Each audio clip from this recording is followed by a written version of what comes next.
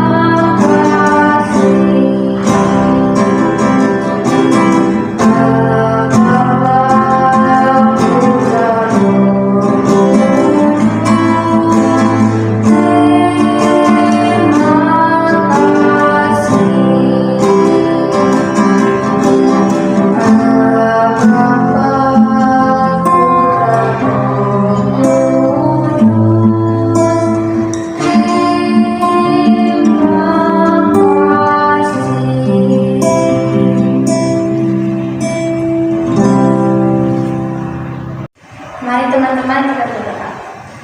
Tuhan Yesus, terima kasih atas pimpinanmu selama sepanjang hari ini. Terima kasih Engkau telah memberikan berkat kepada kami seperti hari ini.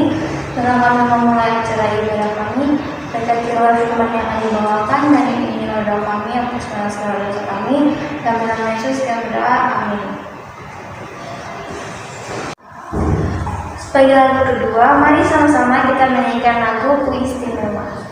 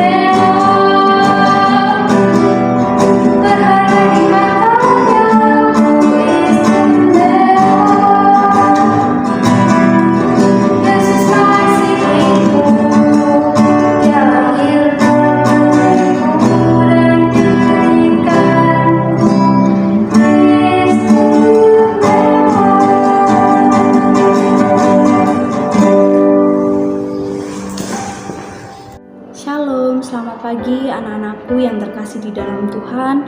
Kelas 7, kelas 8, dan kelas 9. Juga selamat pagi untuk Bapak Ibu Guru, pengajar di Sekolah Pelita Kasih. Pada pagi hari ini kita akan merenungkan kebenaran dari firman Tuhan. Sebelumnya kita akan bersatu di dalam doa. Mari kita berdoa. Tuhan Yesus, Allah Bapa kami yang bertata dalam kerajaan surga, kami mengucap syukur Tuhan pada pagi hari ini Engkau masih memberikan kami kesehatan, memberikan kami nafas kehidupan. Kami boleh melewati hari kami. Untuk hari ini Tuhan masih memberikan kesempatan pada kami. Tuhan, sebentar kami mau merenungkan kebenaran dari firman-Mu. Kiranya Engkau memberikan hikmat kepada kami agar apa yang kami renungkan pada pagi hari ini kami bisa mengerti dan memahami, dan juga kami bisa melakukan perintah-Mu. Kiranya ini Tuhan doa seruan kami yang kami alaskan hanya di dalam nama Tuhan Yesus Kristus, Juru Selamat kami. Haleluya. Amin. Kita akan merenungkan firman Tuhan. Silakan dibuka Alkitabnya di 2 Samuel pasalnya yang ke-12 ayatnya yang ke-15 sampai dengan yang ke-23. 2 Samuel pasal yang ke-12 ayatnya yang ke-15 sampai dengan ke-23. Saya akan bacakan bagi kita semua. Kemudian pergilah Nathan ke rumahnya, dan Tuhan menulahi anak yang dilahirkan bekas istri Uria bagi Daud, sehingga sakit. Lalu Daud memohon kepada Allah. Oleh karena anak itu, ia berpuasa dengan tekun, dan apabila ia masuk ke dalam semalam-malaman, ia berbaring di tanah. Maka datanglah kepadanya para tua-tua yang di rumahnya untuk meminta ia bangun dari lantai, tetapi ia tidak mau. Juga ia tidak mau makan bersama-sama dengan mereka. Pada hari yang ke-7 matilah anak itu, dan pegawai-pegawai Daud takut memberitahukan kepadanya bahwa anak itu sudah mati, sebab mereka berkata, ketika anak itu masih hidup kita telah berbicara kepadanya, tetapi ia tidak menghiraukan perkataan kita. Bagaimana kita dapat mengatakan kepadanya anak itu sudah mati? Jangan-jangan ia mencelakakan diri.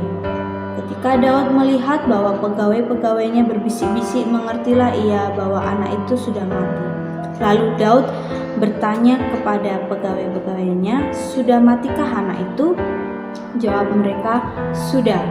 Lalu Daud bangun dari lantai, ia mandi dan berurap dan bertukar pakaian. Ia masuk ke dalam rumah Tuhan dan sujud menyembah. Sesudah itu pulanglah ia ke rumahnya, dan atas permintaannya dihidangkan kepadanya roti, lalu ia makan. Berkatalah pegawai-pegawainya kepadanya, apakah artinya hal yang kau perbuat ini? Oleh karena anak yang masih hidup itu engkau berpuasa dan menangis, tetapi sesudah anak itu mati, engkau bangun dan makan. Jawabnya, selagi anak itu hidup, aku berpuasa dan menangis karena pikirku, siapa tahu Tuhan mengasihani aku sehingga anak itu tetap hidup. Tetapi sekarang ia sudah mati, mengapa aku harus berpuasa? Dapatkah aku mengembalikannya lagi? Aku yang akan pergi kepadanya, tetapi ia tidak akan kembali kepadaku. Amin. Saya bacakan lagi di ayatnya yang ke-19. Ketika Daud melihat bahwa pegawai-pegawainya berbisik-bisik, mengertilah ia bahwa anak itu sudah mati.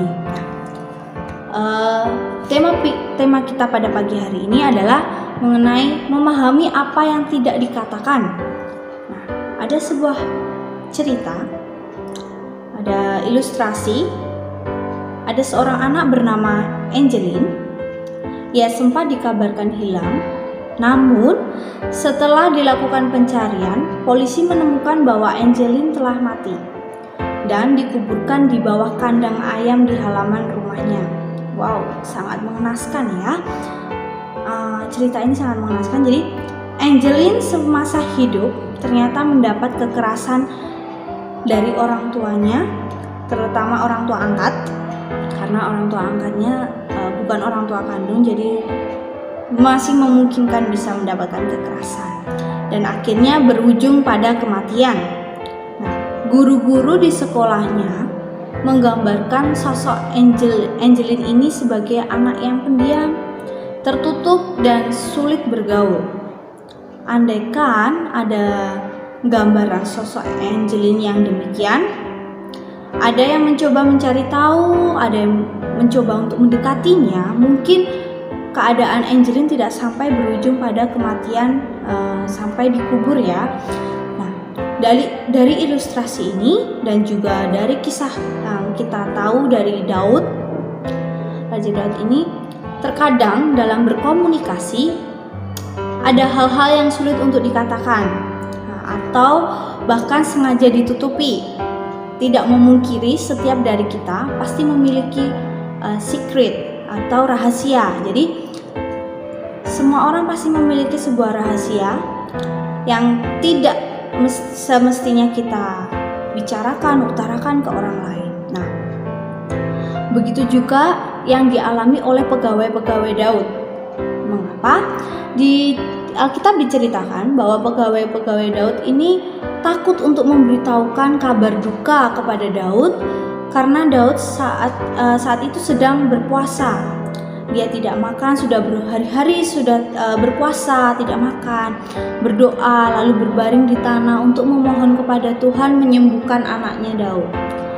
Karena Daud merasa sangat bersalah, anaknya sakit karena sebagai ganjaran atas kesalahan Daud. Jadi orang tua di dunia ini pasti merasa sangat bersalah jika anaknya harus menanggung apa yang menjadi kesalahannya. Nah, Daud ini juga merasa seperti itu. Dia memohon kepada Tuhan untuk menyembuhkan anaknya karena kesalahan Daud, anaknya yang harus menerima ganjarannya, dan dia sangat merasa bersalah. Nah, demi mendapatkan Batsheba, istri Uria, Daud telah membunuh Uria melalui peperangan. Jadi Daud sudah punya pemikiran jahat tentang Uria. Jadi dia ingin merebut istri dari Uria dengan cara membunuh Uria melalui peperangan. Nah, selagi Daud berdoa pada hari yang ketujuh, anaknya itu mati dan pegawai-pegawainya tidak ada yang berani untuk memberitahukan kabar ini. Mereka hanya berbisik-bisik. Namun Daud bisa memahami apa yang tidak dapat dikatakan oleh pegawai-pegawainya. Daud menginformasikan kematian anaknya dan pegawainya membenarkannya. Jadi Daud bertanya, apakah anak itu sudah mati? Dan pegawainya menjawab, ya, benar, anaknya sudah mati.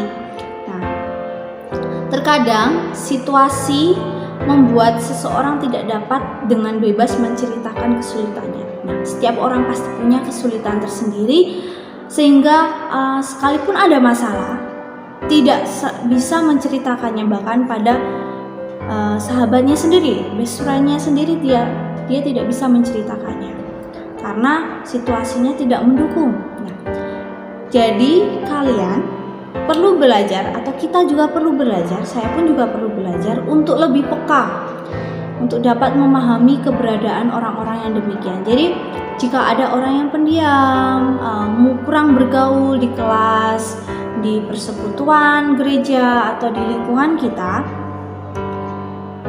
tentu kamu juga perlu melakukan beberapa konfirmasi agar mereka tuh yakin bahwa mereka sebenarnya dalam kesulitan.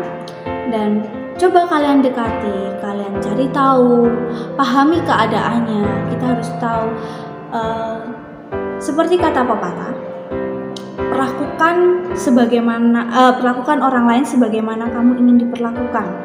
Jadi dengan sikap seperti itu, kita mau memahami keberadaan orang, kita mau mencari tahu seseorang itu bagaimana, itu bisa membantu orang lain untuk menghadapi kesulitannya, bisa membantu orang lain dalam mengatasi masalah dia sendiri, walaupun dia mungkin tidak meminta bantuan kita, tapi dengan kita dia mau bercurhat atau bercerita dengan kita, mungkin bisa membantu dia melegakan masalah yang dia hadapi, dan mungkin kita bisa menolongnya juga.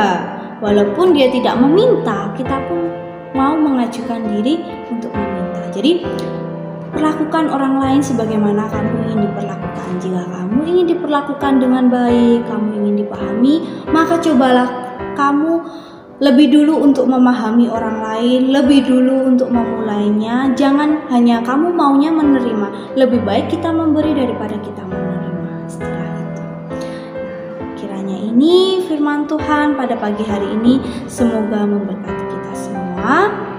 Mari kita bersatu di dalam doa.